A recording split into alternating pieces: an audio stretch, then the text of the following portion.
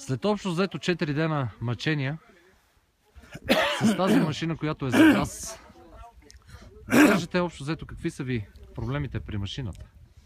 Машината на 35 години е много амортизирана.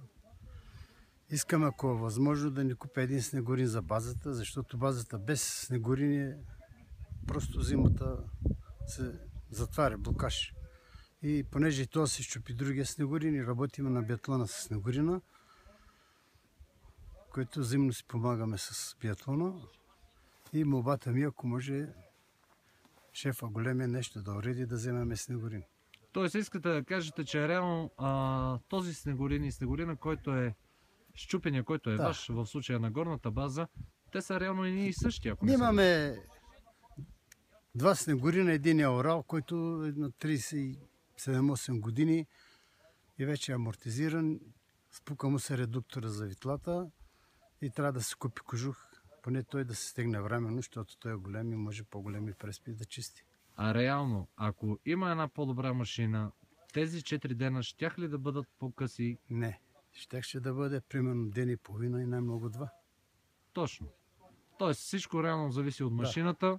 Всичко реално зависи от началствата да даде пари да купя машина.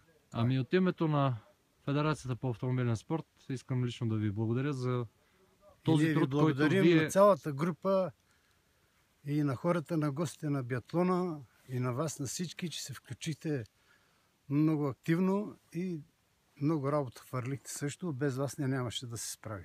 И без биатлона. И Мишо, аз това казвам. И биатлона, Мишо Иванчев, гостите долу.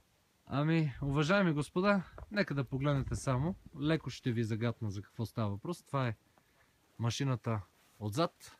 Както виждате, това черното не стои от днес или от вчера.